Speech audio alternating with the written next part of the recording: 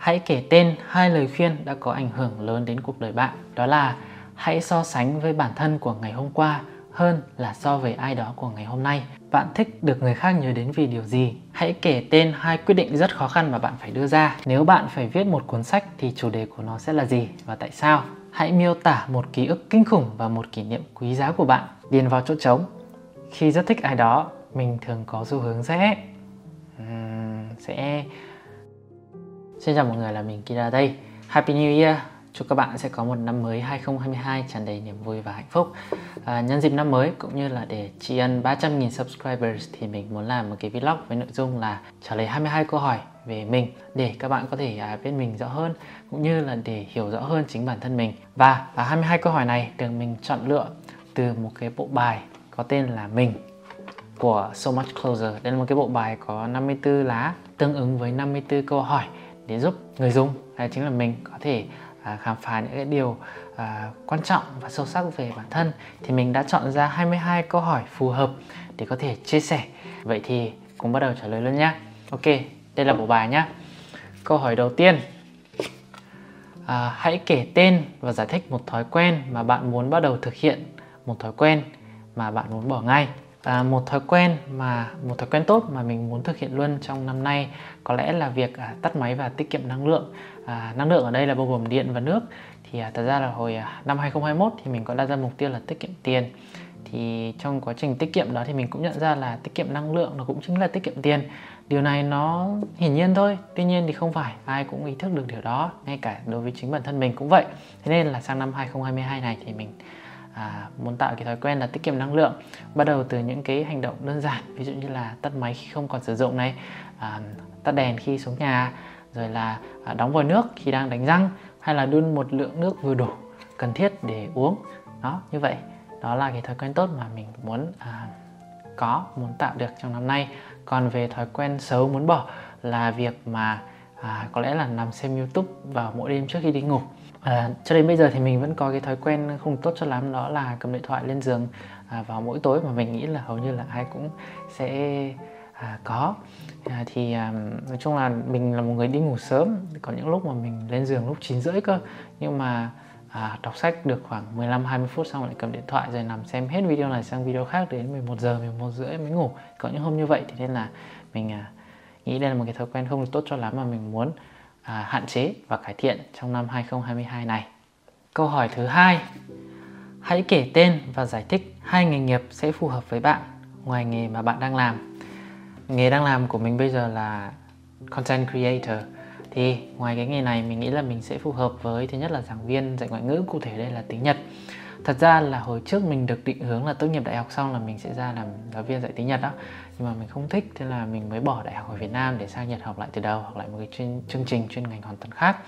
Do vậy thì bây giờ với trình độ tiếng Nhật là 1, cũng như là với khả năng học ngoại ngữ, thì mình nghĩ là mình có thể dạy được tiếng Nhật. Tất nhiên là sẽ phải trải qua những cái khóa, ví dụ như là phương pháp giảng dạy tiếng Nhật cho người Việt hay là cho người nước ngoài. Thì lúc đó thì mình mới tự tin có thể dạy tiếng Nhật cho mọi người. Ngoài công việc giảng dạy tiếng Nhật ra thì mình nghĩ là mình còn có thể phù hợp với một công việc ví dụ như là làm cố vấn, tư vấn, consultant cho một công ty trong mảng nhân sự, hoặc là trong việc xây dựng văn hóa doanh nghiệp. Vì dù sao thì mình cũng có bằng thạc sĩ quản trị kinh doanh, cũng như là có một cái kinh nghiệm trong việc quản lý cá nhân, thì nên là mình nghĩ là mình phù hợp với công việc này. Chắc là như vậy. Câu hỏi thứ 3 đó là hãy kể tên 2 lời khuyên đã có ảnh hưởng lớn đến cuộc đời bạn. Lời khuyên đầu tiên đó là ngưng làm hài lòng mọi người và dám nói không. Đây là lời khuyên mà mình đúc kết được từ việc đọc rất là nhiều sách liên quan đến chủ nghĩa tối giản. Mình thì vốn từng là một người rất là hay hứa hẹn và gần như là đồng ý, không hề từ chối những cái lời nhờ vả xung quanh, với mục đích là để làm hài lòng tất cả mọi người xung quanh đó. Nhưng mà mình thấy cái đấy nó cũng rất là khó khăn đối với mình. Và sau khi mà sống tối giản và áp dụng được cái triết lý là ưu tiên lựa chọn những điều thực sự quan trọng vào trong cả mặt tinh thần cũng như là trong mối quan hệ, thì lúc đó thì mình mới có thể nói lời không nhiều hơn này, từ chối những cái lời nhờ vả mà mình cảm thấy là không thực sự đem lại ý nghĩa cho mình. Thì kể từ đó thì mình cảm thấy là cuộc sống của mình nó trở nên thoải mái hơn rất là nhiều. Đó là lời khuyên đầu tiên. Còn lời khuyên thứ 2 đó là hãy so sánh với bản thân của ngày hôm qua hơn là so với ai đó của ngày hôm nay. Lời khuyên này là của Jordan Peterson và cũng là quy tắc thứ 4 trong cuốn sách 12 quy luật cuộc đời được viết bởi ông. Cái việc so sánh với một ai đó mình nghĩ là một điều thường thấy mà hầu như ai cũng sẽ gặp phải, ngay cả mình và trong thời điểm hiện tại. Tuy vậy khi nghĩ đến việc là ở ngoài kia có hàng trăm nghìn người hơn mình và cũng có thể mình hơn hàng trăm nghìn người, thì mình lại thấy cái việc so sánh với người khác là một điều gì đó không thực sự là cần thiết. Thế nên là nếu muốn có so sánh ấy, thì hãy so sánh với chính mình trong quá khứ. Và nhờ cái lời khuyên này mà mình mới có thể tập trung làm những cái điều mình thích mà không bị chi phối quá nhiều bởi những cái yếu tố bên ngoài, đặc biệt là trong việc làm sáng tạo. Ok, câu hỏi thứ 4 đó là hãy kể tên 2 quyết định rất khó khăn mà bạn phải đưa ra. Quyết định đầu tiên đó là việc mình từ bỏ 2 năm học đại học ở Việt Nam để sang Nhật học lại từ đầu. Hồi đó mình từng rất kỳ vọng vào việc là sẽ đỗ học bổng chính phủ Nhật Bản Mixed để có thể sang Nhật học với học bổng toàn phần. Tuy nhiên thì mình trượt. Lúc đấy bố mẹ mới khuyên là thôi thì chịu khó ở lại Việt Nam học nốt đại học rồi lên thạc sĩ thì sang Nhật học sau. Thì mình nghĩ mình có phần chấp nhận điều đó và nghĩ là không còn con đường nào khác. Tuy vậy thì sau khi mà apply thử một cái chương trình tiếng Anh ở trường đại học quốc lập Yokohama và đỗ, thì lúc đó mình lại muốn đi Nhật. Thì đó là một cái quyết định rất là khó khăn khi mà phải lựa chọn giữa việc là nghe theo lời khuyên của bố mẹ, của người xung quanh hay là nghe theo chính bản thân mình.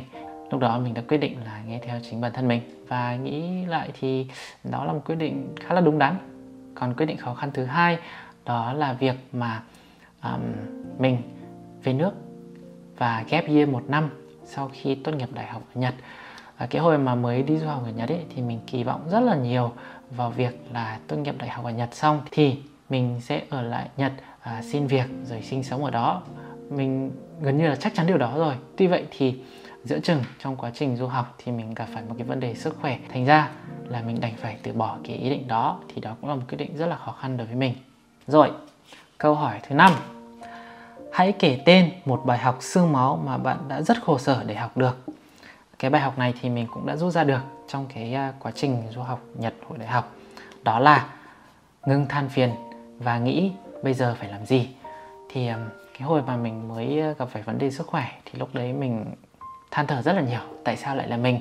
Tại sao mình lại bị như thế này?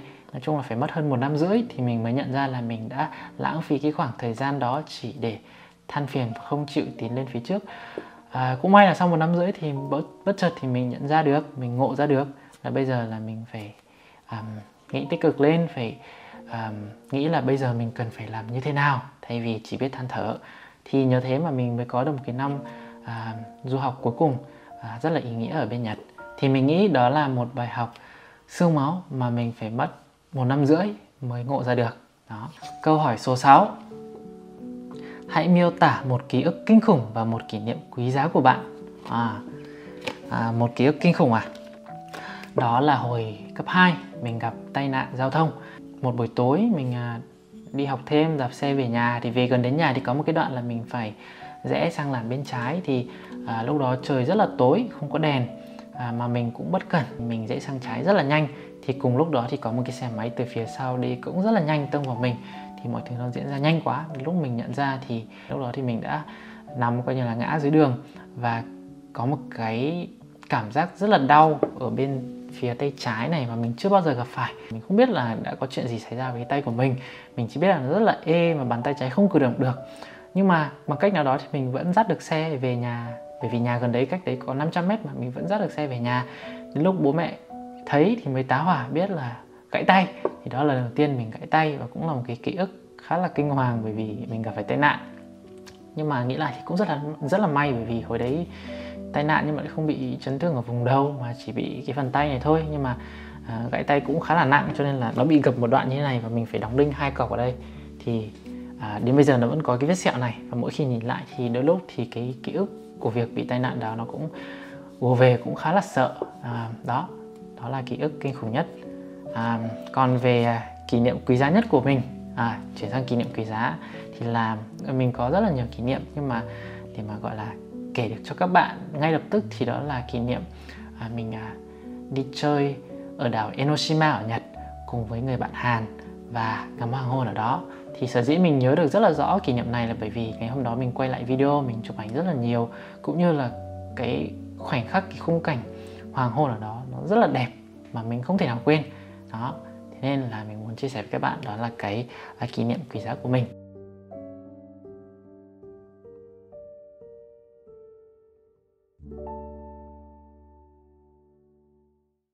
Câu hỏi tiếp theo. Hãy miêu tả lần cuối cùng bạn rơi nước mắt trước mặt người khác và lần cuối cùng bạn rơi nước mắt một mình. Lần cuối cùng mình rơi nước mắt trước mặt người khác ấy là cái hôm mình làm vlog trả lời 36 câu hỏi với Khiêm Slays.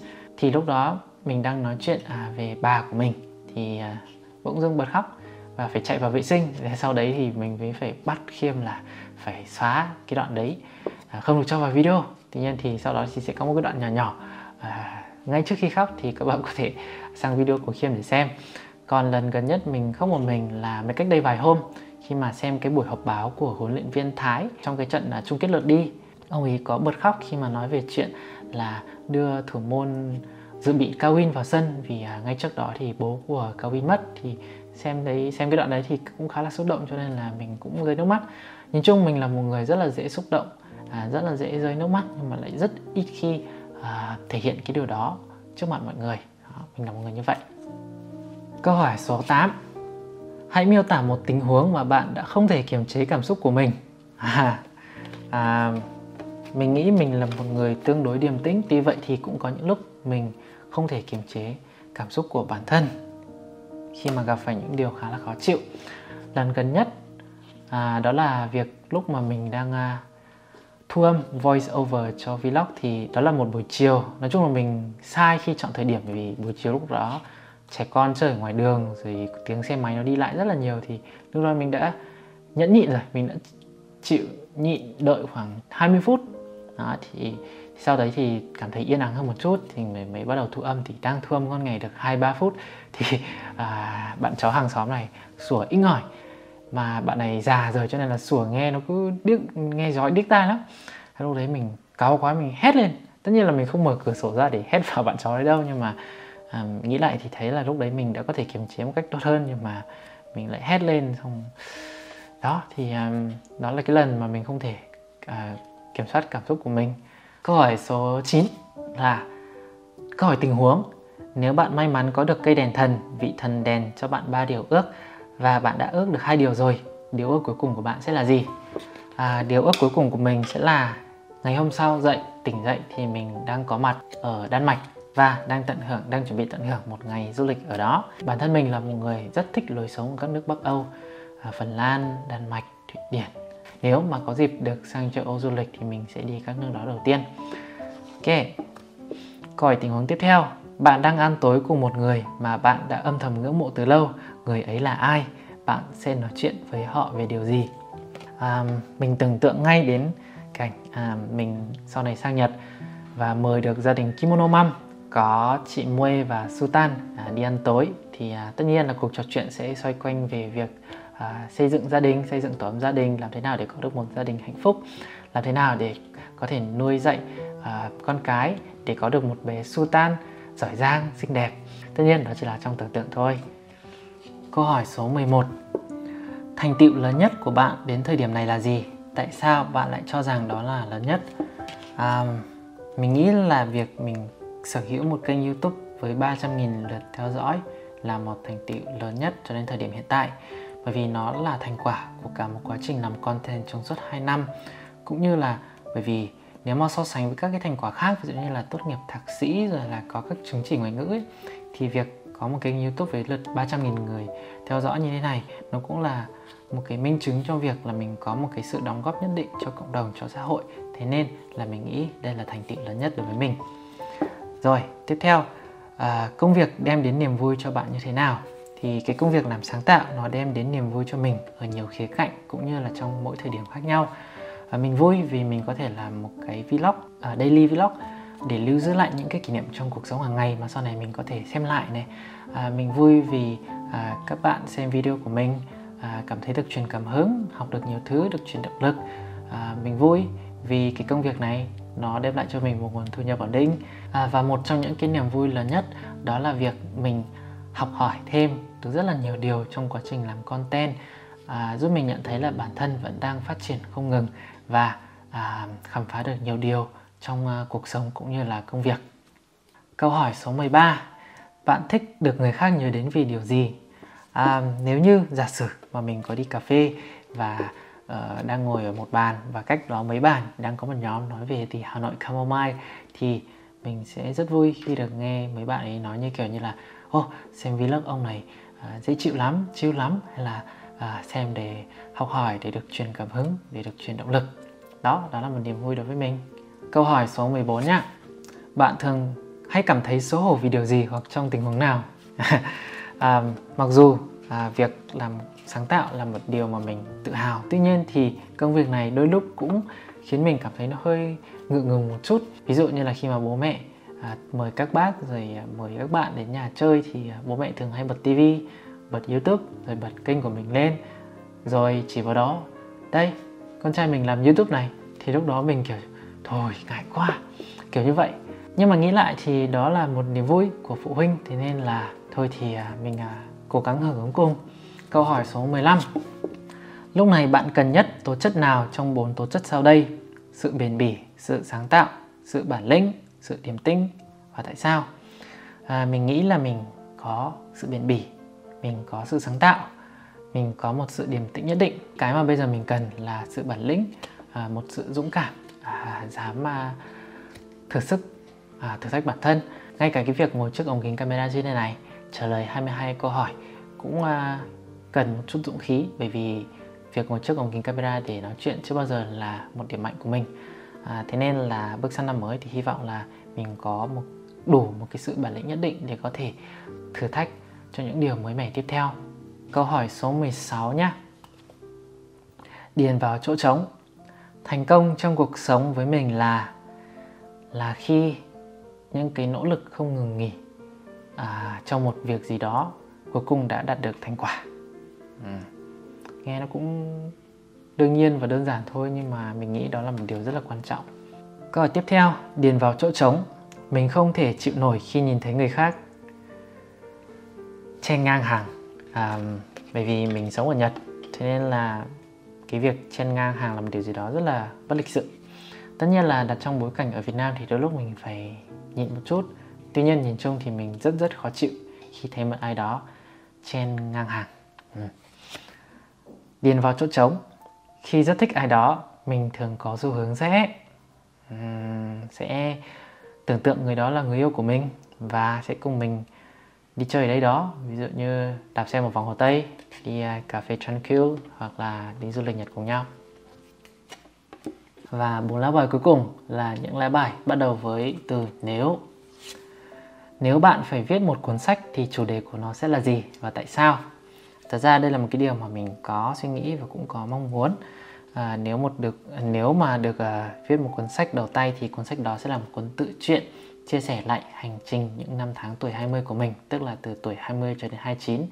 Bởi vì mình 27 tuổi thì mình nhận thấy là từ 20 cho đến 27 bây giờ mình đã trải qua rất là nhiều thăng trầm. Thế nên là mình muốn được nhìn lại toàn bộ cái hành trình đó qua một cuốn sách trước khi bước sang tuổi 30. Tất nhiên đó chỉ là nếu được thôi, nếu được và nếu có thời gian, chứ thật ra là mình không áp đặt bản thân bắt buộc phải viết sách, bởi vì vẫn có những cái điều mình cần ưu tiên trong thời điểm hiện tại. Tuy nhiên sau này thì không biết thế nào. Nếu ngày mai bạn thức dậy và được ban tặng cho 2 kỹ năng hoàn toàn mới, bạn sẽ chọn kỹ năng gì? Kỹ năng đầu tiên mà mình nghĩ là mình muốn được có là kỹ năng coding và lập trình, bởi vì nó nằm ngoài cái phạm trù kỹ năng mà mình có thể học và master được ngay lập tức ở thời điểm hiện tại. Và kỹ năng thứ hai, không biết gọi là kỹ năng có đúng không, nhưng mà nó là perfect pitch, có nghĩa là khả năng cảm âm tuyệt đối. Có nghĩa là nghe một đoạn nhạc và biết được ngay chính xác đó là nốt gì, âm gì. Bởi vì mình rất là ngưỡng mộ những ai có cái khả năng perfect pitch này và có thể cover lại một cái đoạn nhạc vừa mới nghe bằng guitar hoặc là piano ngay lập tức. Đó là 2 kỹ năng mà mình muốn được có ngay. Câu hỏi số 21. Nếu bạn là một người có sức ảnh hưởng lớn trên thế giới, bạn sẽ dùng sức ảnh hưởng này để thay đổi điều gì? Mình nghĩ là mình sẽ khuyến khích mọi người sống một cuộc sống đơn giản, a simple life, tận hưởng niềm vui trong cuộc sống hàng ngày. Nghe nó mỹ miều nhưng mà thật sự đó là những gì mình mong muốn. Và nó cũng là những gì mà mình đang làm ở thời điểm hiện tại. Kể cả sau này sức ảnh hưởng của mình còn lớn hơn, mình có nhiều follower từ nước ngoài, thì những gì mình mong muốn được truyền tải vẫn sẽ là như vậy. Và câu hỏi cuối cùng, câu hỏi số 22. Nếu có thể tiết lộ một thông tin về chính mình lúc còn trẻ, bạn sẽ chọn điều gì?